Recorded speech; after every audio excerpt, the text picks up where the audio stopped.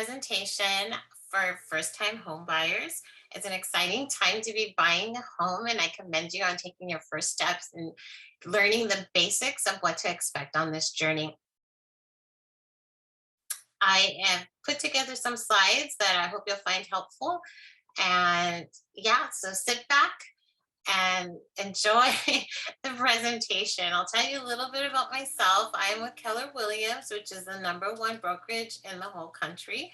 So that's exciting. I've been in real estate for a number of years. I actually started investing in my first investment when I was 19. So that was really exciting. I've invested over the years. I've restored homes, flipped them, restored historical homes. Also have a background as a teacher, so I come from education and I have a very educational approach at working with my clients and helping them with their real estate investing needs, whether it's selling a home or buying a home or just investing in real estate. I love to be able to guide you because I know there's lots of questions that come up along the way, and I'm here to answer them. Also, in my spare time, I like to foster and help rescue bunnies. So I have a big heart for animals. So for all you animal lovers out there, I'm one of you too. All right. Okay, and so you probably have questions of what you want to learn about the home buying process. And I hope to answer all of those questions along the way. And even after you watch this presentation, however you've come across this presentation, whether it's been emailed to you or shared or anything like that, my contact information will be at the end. So if you have any further questions, you can contact me. No worries. Really quick, what we're going to cover today. We're going to cover fears versus facts about buying a home, the realities of our market today, 6 simple steps to home ownership, financing, and next steps. What happens after? Okay, well, number one, I'll just dive in there. Fears versus facts about buying a home. Yes, there are fears. I will always have a little bit of anxiety because it's something new. It's one of the biggest investments most people will make in their entire life. So, of course, it's normal to have some nerves involved there. But let's talk about them. Number one, I can't afford to buy a home right now. The fact is, until you do the math, you don't know what you can or cannot afford until you actually sit down with a lender that will go through your financial situation, based on the information that you give them with regards to your taxes, your income, that sort of thing, whatever your savings are, until you sit down with someone that goes over all of this and analyzes it for you, you don't know what you really can afford. Because sometimes you'll find out you can't afford it right now. Sometimes you find out, maybe if we just do something a little different in our budget, we'll be ready in a month or two. Just depends. Next year, I should wait until the market gets better. The fact is, there's never a bad time to buy the right home. Everybody needs a place to live. All right, the next one, I don't have the money for a down payment. The fact is, there's a variety of down payment options available to you because there's different loan products for your financing. So just keep that in mind. Different products, just like there's different cell phones, there's different loan products. All right, and the last one is I can't afford to buy my dream home. Well, the fact is, the best way to get closer to buying that dream home is to buy that first home, because the first home doesn't have to be your dream home. We want to keep that in mind. Why buy now? Well, that's a really good question. One is because our interest rates right now are at historic lows. We're talking historic lows. I haven't seen them this low in my lifetime. And really, it's a 60-year low. So it's a great time to buy just because the interest rates are so low. Back in the 80s, they were in the double digits. They got as high as 18%. If you don't believe me, you can Google that up. So considering now they're in the high twos, threes, and the range is just depending on the day and your credit score and your down payment, all that other stuff. Interest rates are really low. So it's a great time to buy. And keep in mind that interest rates are just a lot lower than your credit card interest rate.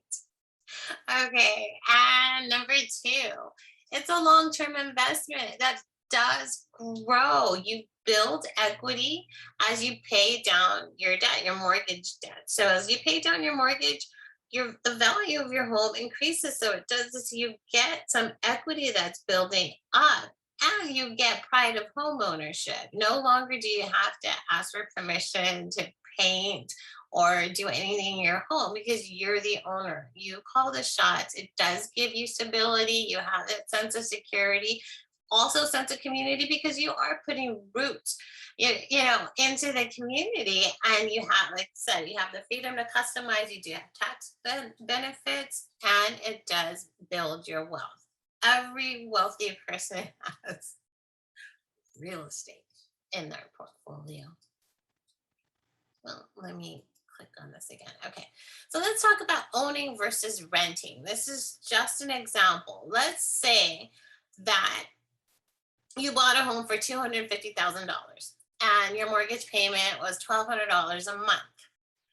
Over 30 years, that adds up to $435,000, and you own an asset that has grown in value over time. Now, let's take that same $1,200 a month and let's pretend that the rent never went up in 30 years, which is unrealistic. But for the sake of example, let's just keep in mind $1,200 a month, just for example, that you paid over 30 years, that adds up to 432,000, which is super close to 435,000, but you don't have an asset. Regardless, you're paying rent. You're paying somebody's mortgage, whether it's your landlord's mortgage or your mortgage. Are there reasons to hold off on buying? Of course, there's reasons to hold off on buying, especially if you're changing careers. That would be a good time to hold off on buying because it can affect, uh, for financing, it can affect that. Also, there are financial reasons to hold off on buying. Maybe you need to boost your credit score. So that might take a few months, just depending on what it is. And you're saving for your down payment. That is a good reason to hold up on buying too, especially if you're starting from zero. Because some of us have savings, or some of us have that 401k that we can pull from. It just depends. Maybe some people do a combination, some people are just saving. It just depends. So that's one reason until you sort all that out. Okay. And number three, if it's too expensive, we don't want you to be in a house poor position, or definitely won't put you in that situation. Your lender and the realtor are not going to do that, as we don't want you to put the majority of your income toward that mortgage payment, because you still need to have money to enjoy your life and have a good quality of life. So we're not going to put you in a position that's going to make you house poor, because then that wouldn't be fun for, for anyone.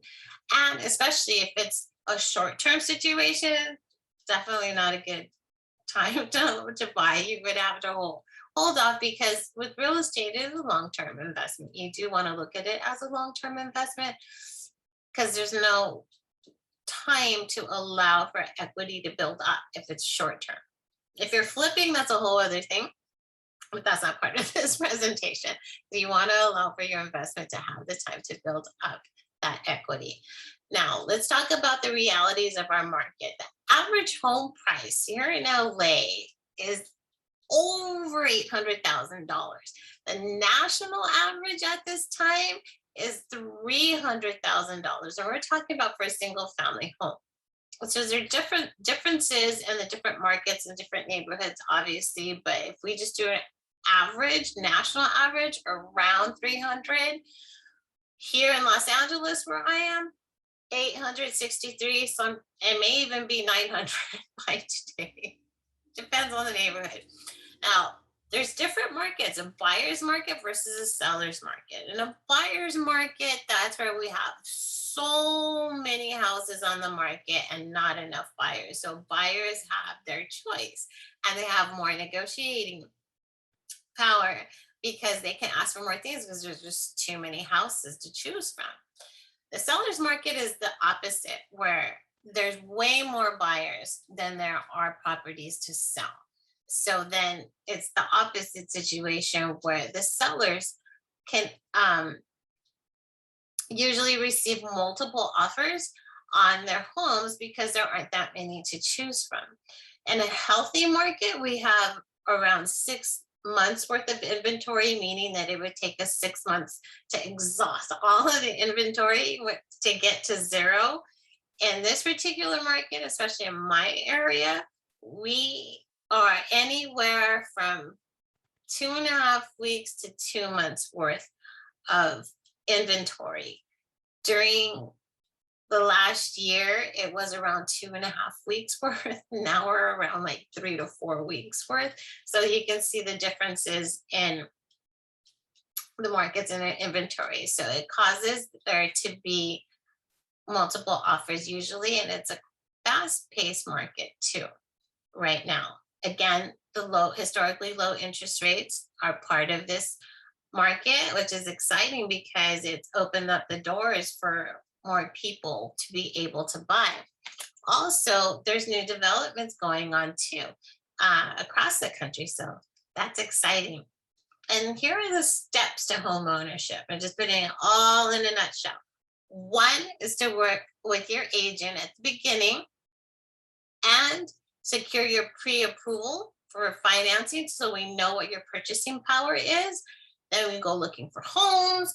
Then once we find a home and identify one that you like, that you have a high level of certainty that you want to move forward with, that you can envision yourself living there, we make an offer, negotiate, and then after that we inspect the home.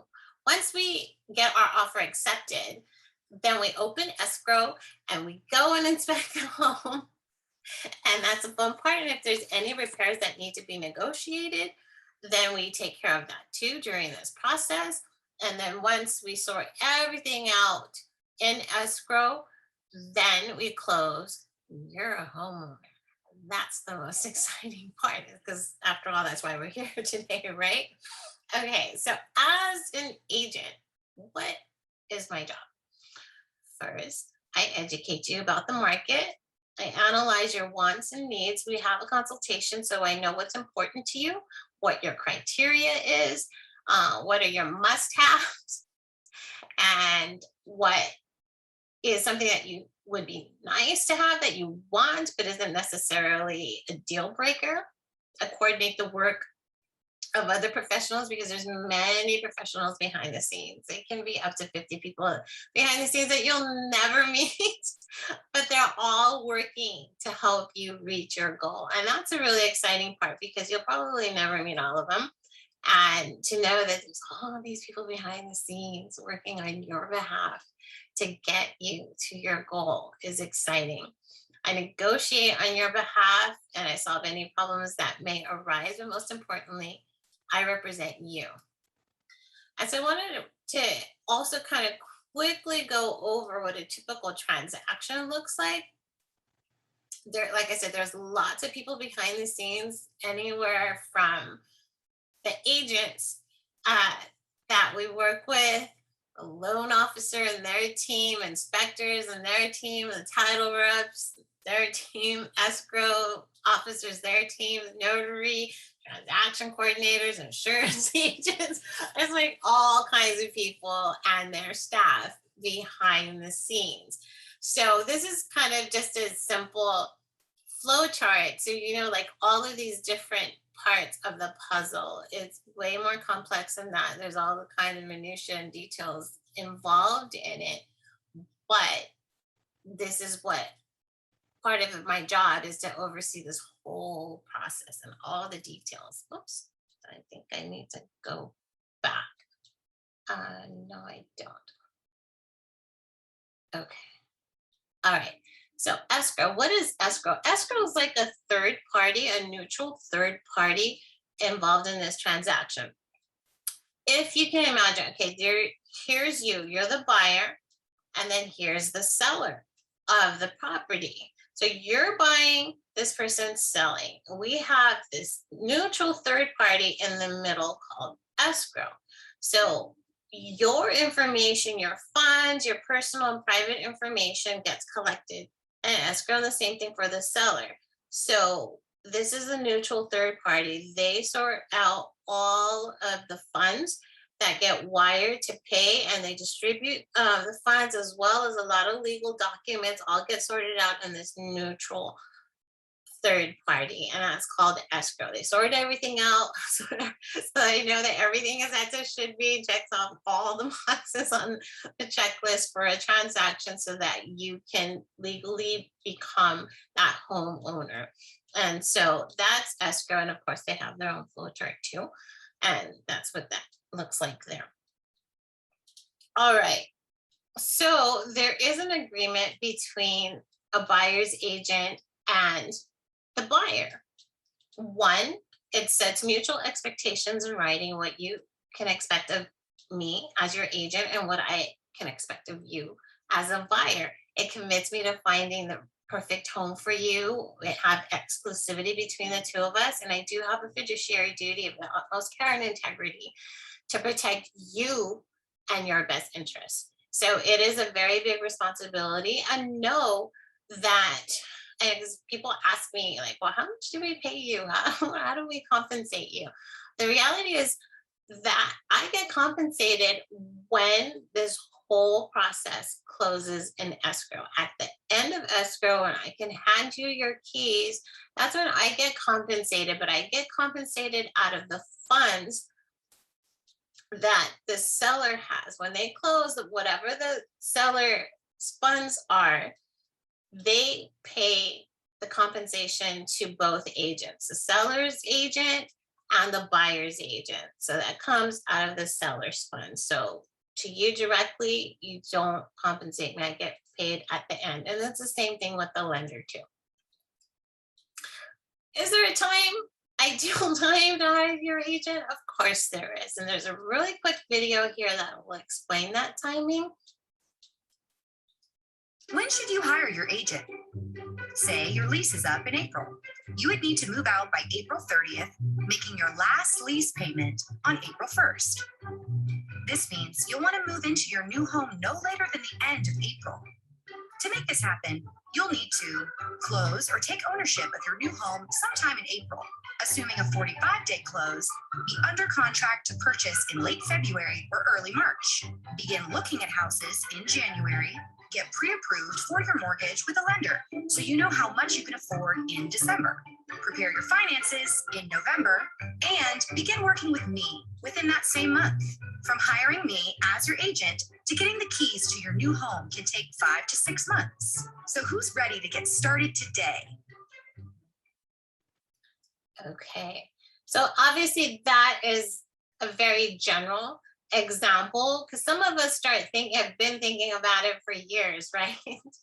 So it's just kind of a general example, but know that it can take 30 days to get you to your first home. I've seen it happen super fast where clients have come to me, they're already pre-approved, and we go looking at homes, and that first weekend we see something that we like, we put in an offer, and then by Monday we're already in escrow. We do a 30-day escrow, so total time 30 days. It really just depends. It can be very fast like that, or it can take a couple months, it can take 6 months.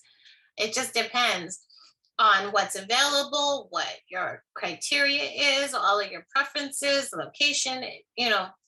Can happen faster and it can happen slower, but this is just a general idea of when to start working with your realtor. Step 2 is secure your pre-approved financing. That is super, super important. So you need to choose your lender. I know that as realtors, we have very good relationships with lenders that we will match you up with, that we know and trust, because in a transaction, there's so much that can come up. And so if we go with people, the tried and true that we know and trust, it's a smoother transaction for everyone involved. And like I said, your realtors will recommend lenders to you that would be the best match for you. And there's a difference between getting a pre-approval of what you qualify for and a pre-qualification of what you qualify for. So let's say you call up a lender, or I suggest a lender to you, and you just have a conversation over the phone, really quick general conversation. I make this amount of money. I've looked at my own credit score and it's this amount.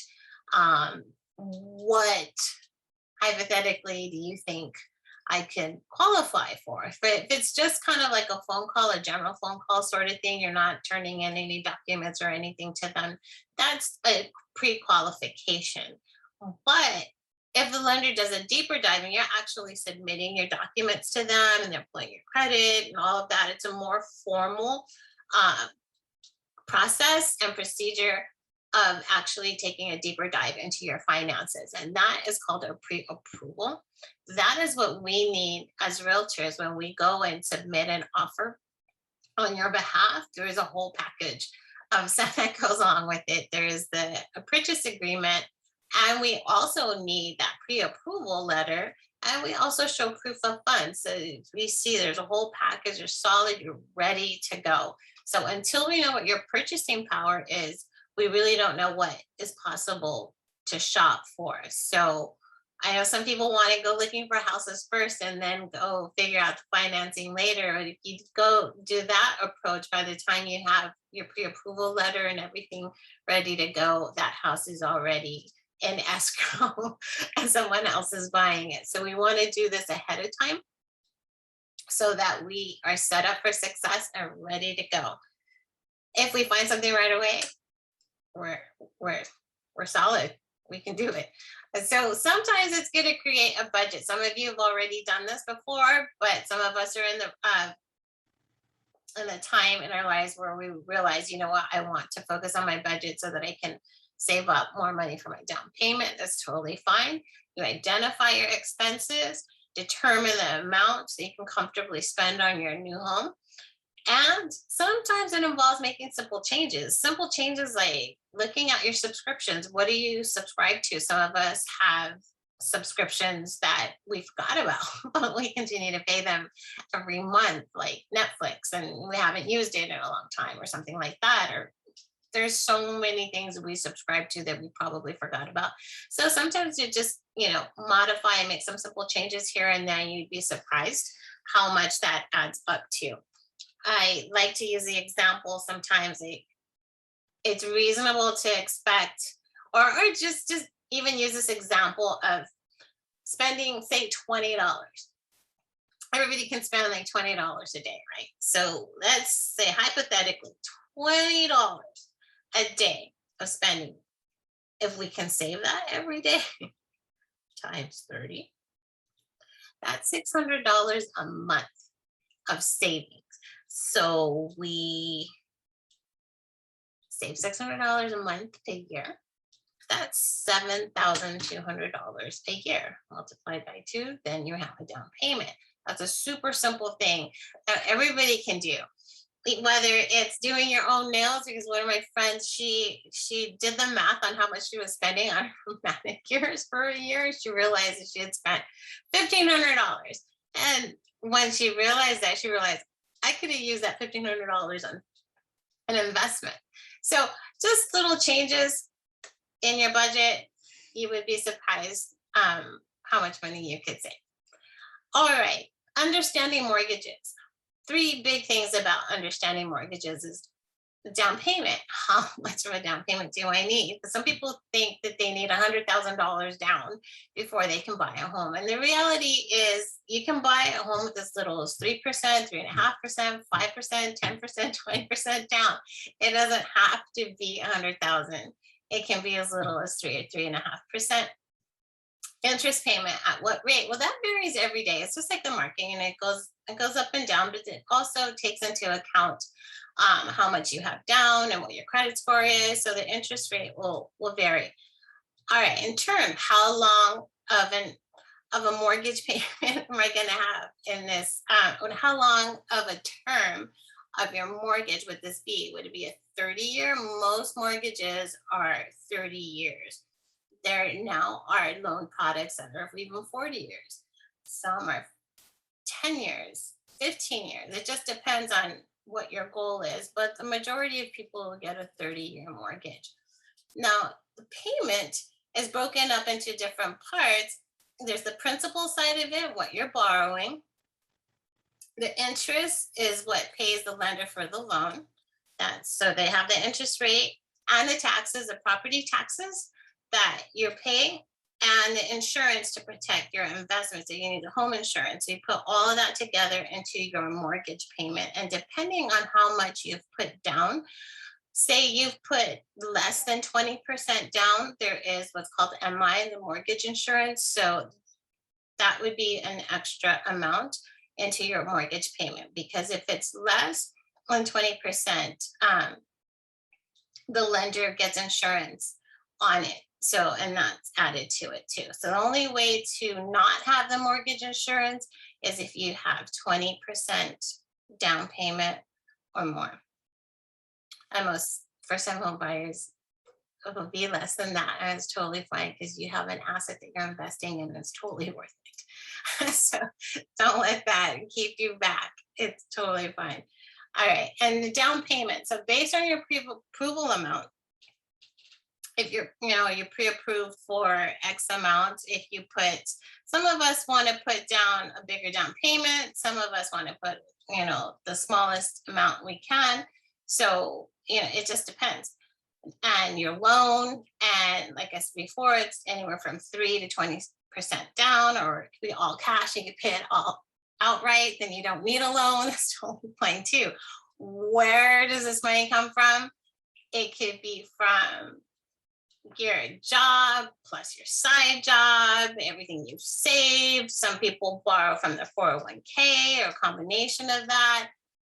Sometimes your parents have a stash of money that they've saved up for you to buy a home, and that would be considered what we call a gift. Um, so that's totally valid too. So we have combinations of all of this that can help in our down payment. And you want to maintain your pre-approval once you're pre-approved. So that means once you're pre-approved, you want to kind of like freeze that financial picture until you buy your home, until you close, because any big change can affect what you've been pre-approved for. So you don't want to go out and buy that car while we're looking for your house, and you don't want to make any major purchases because it can affect what you've been pre-approved for. So yeah, don't go out and change jobs and all of that. You want to be able to maintain that pre-approval status. Okay, so step 3 is we go and we look for your home. So again, in that consultation that I do at the beginning, we define what is important to you, what would be your must-haves. I mean, there are things that are more important to you than anything else, which would be completely different from someone else.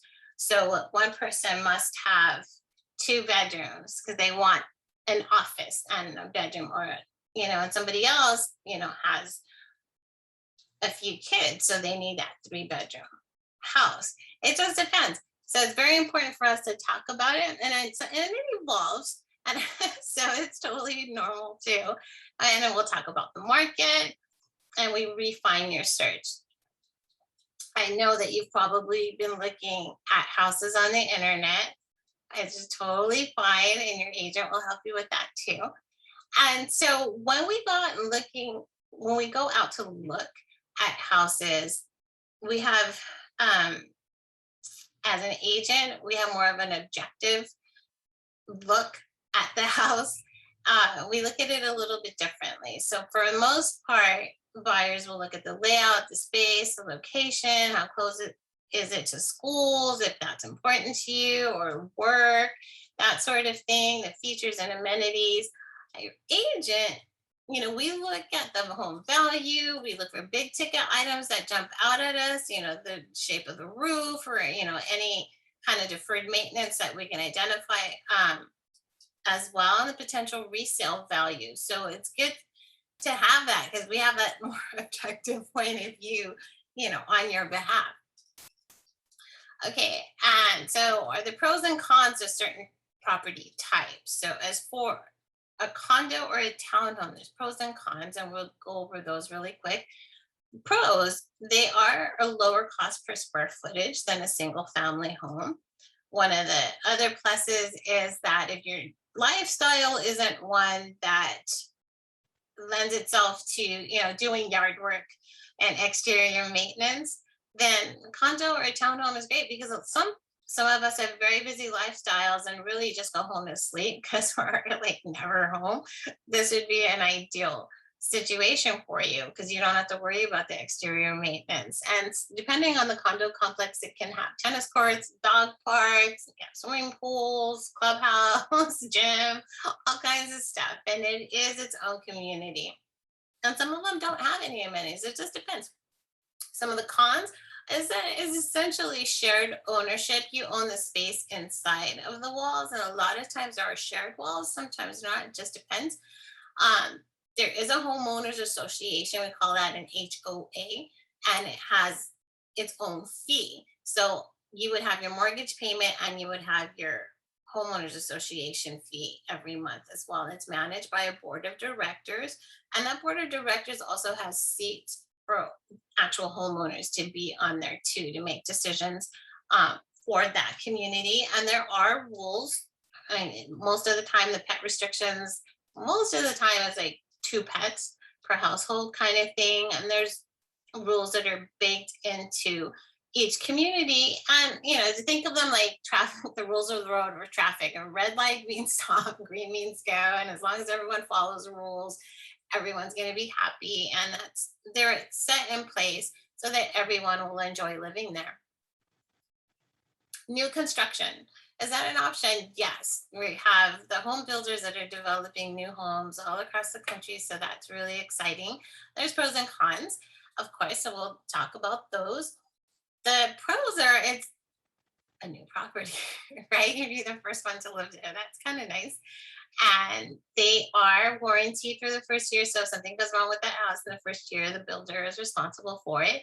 Depending on when you come into that development, if you get in early on, then you can choose your lot, what features and design that you want.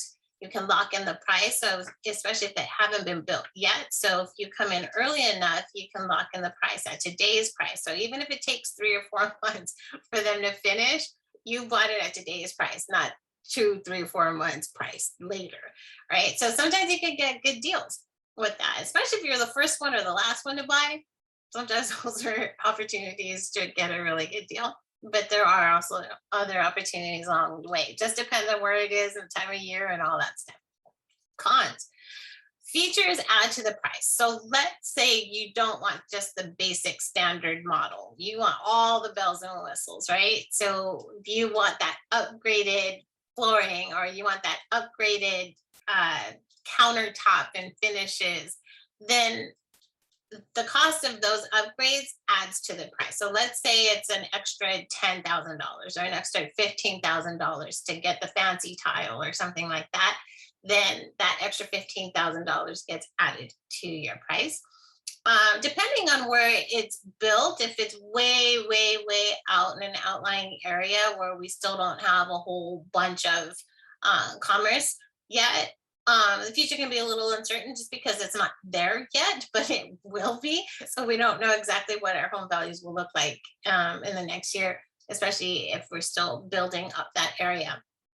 If there's no nearby amenities or something like that. And the closing date can be a little flexible, especially if there's a delay. Like right now, I know there's a lumber shortage, that sort of thing can cause a delay. So it's just because it's construction and stuff happens. So we just have to be flexible with the closing date. All right, step 4, we make an offer, we find a house, we love it, and we want to make an offer. So in an offer, part of what we're proposing is, hey, we will buy your home for this price. And what I do, I give you a comparative market analysis that shows you this property compared to the other properties that have sold within the last 6 months. This is what the average price is, so that you make an educated offer based on the comparative market analysis that I provided you with when we go make an offer, when I give you that advice. This is what I think would take it would take to buy this one. And so you've come from a place of education and empowerment to know that, hey, I'm making a really good offer here. There's terms like, sometimes the seller needs to sell this home before they can get the other one. So a term could be like, hey, you know what? We'll let you rent this back after it closes for a month so you can have the time that you need to find your house and you don't have to feel pressured. That can be a term that we can include in there. There's contingencies. There's an inspection contingency, an appraisal contingency, and a loan contingency. So think of those as conditions to the offer. So when we make an offer, we're also proposing to put a deposit down so that they know we're serious. We're putting skin in the game. If we were to open escrow, remember that neutral third party, when they accept the offer, then we open escrow. And then when we open escrow, you put in what we call the earnest money deposit. So think of it as your deposit that you're putting down. That can range anywhere from 1 to 3% of what you're offering. And so these conditions, remember, it's the inspection contingency, the appraisal contingency, and the loan contingency. So and we need to remove all of those so that we can close, but they're all set in place. They're baked into the purchase agreement to protect your earnest money deposit. Step 5, inspections and repairs. So the first contingency is inspection. So when we open escrow, one of the first things we're going to do is we are going to go inspect the home. So we get a professional home inspector to come out and do just that. If it's a single family home, we'll want to do the home inspection. You'll want to do a termite inspection, and you have the right to do as many inspections as you want. And if we find any big ticket items that need to be addressed, we can go back to the seller and say, hey, based on this report, we noticed there's a few things that should be addressed. And that's part of still the negotiation. A typical inspection period can be 17 days. That's the way it's baked into our contract here in California. The reality is we don't need 17 days. It doesn't take that long. So to make our offer even more attractive, depending on the property, we shorten it typically to 10 days or even 7 days to be really, really fast. And the reason why we do that is to protect you so that you know exactly what you're buying. Again, another educated move and step that we take in buying this property. And one thing to be mindful of is that we don't sweat the small stuff. It's the big stuff that matters. Like, is the foundation cracking or crumbling? Are there issues there? Do we have water stains on the ceiling? Because if we do, there's probably a leak, that may have been repaired, or we don't know. Are there electrical problems behind the walls? We don't know that. Plumbing, that sort of thing. Especially, you want to make sure that you have done an inspection from the plumbing from the house to the main sewer line, because if there is a problem with the connection from the main sewer line out in the street to your home, there's an issue there that's going to affect the plumbing in your whole house. So we want to make sure that that is also inspected. That's important. And if we find any evidence of mold or termites, those are big ticket items that we definitely would negotiate about. And in that particular case, what happens is we go back to the seller, and the seller could say, hey, I'll take care of these repairs, or I'm not going to do that. If you want this house, you're going to have to take care of that yourself, or they can meet you halfway or offer you credit towards closing costs. There's a bunch of different ways that we can negotiate that. Step 6, we close and you become a homeowner. We will do a final walkthrough before that during the last week of escrow. Remember that escrow can be, a typical escrow period would be around 30 days, sometimes a little less, sometimes more. It really just depends. But typically think of it as 30 days once we open escrow. So before we close, we again want to make sure that we've kept our financial picture just like it was when we got pre-approved. So you want to still stay mortgage worthy. Don't quit your job or anything like that, because then that will really affect things. So we want to keep in mind a budget.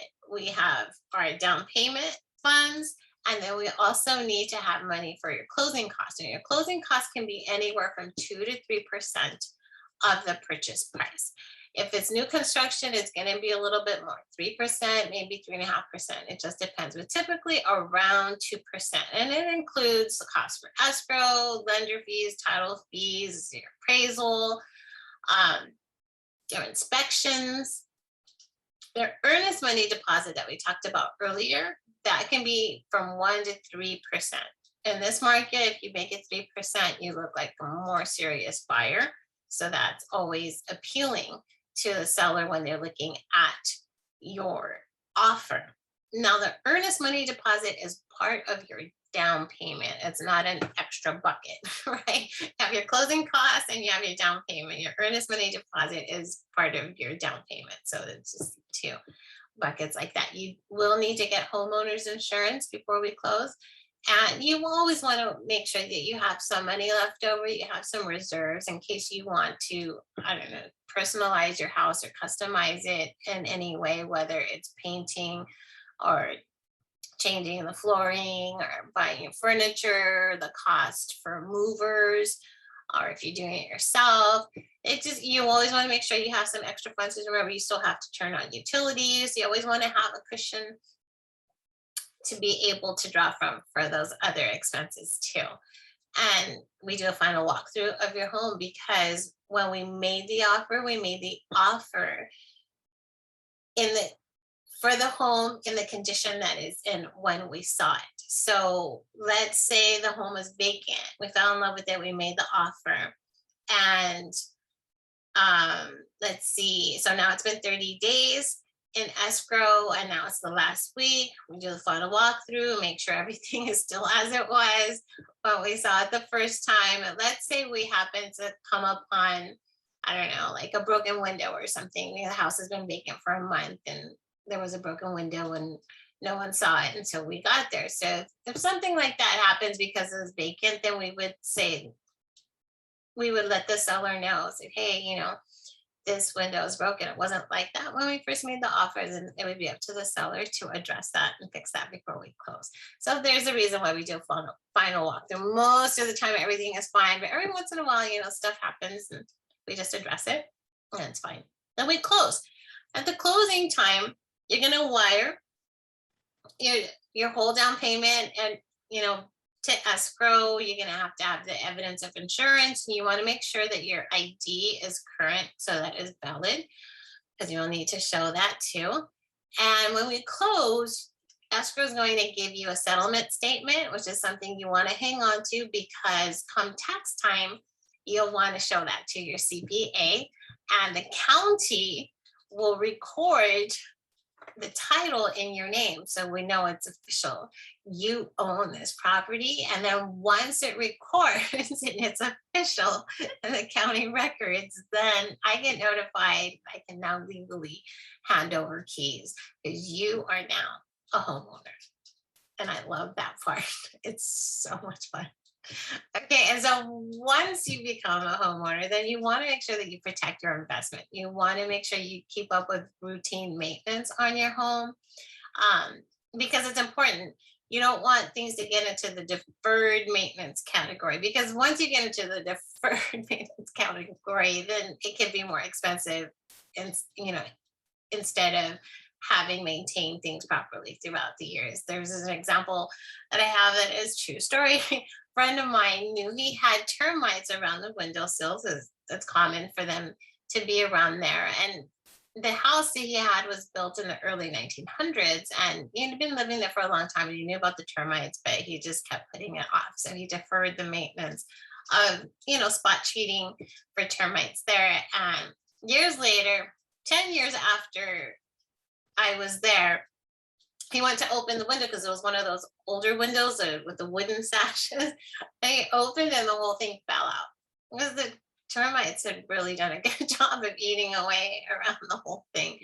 And so now he had a bigger job. He had to replace the window, fix the wall, fumigate the house. So now it became a bigger ticket item because he deferred that maintenance. Had he done routine maintenance, it wouldn't have added up to that. So that's why I just share that story because it can be pretty pricey. So you want to keep your eye on stuff. If you notice a leak, you want to address it because you don't want it to be something that becomes a bigger thing later. You want to keep receipts and know that it's typical for a seller to pay for a home warranty for you for that first year. That's typical. Doesn't mean it always happens, but for the most part, it does. And in that home warranties are designed to limit the cost of repairs.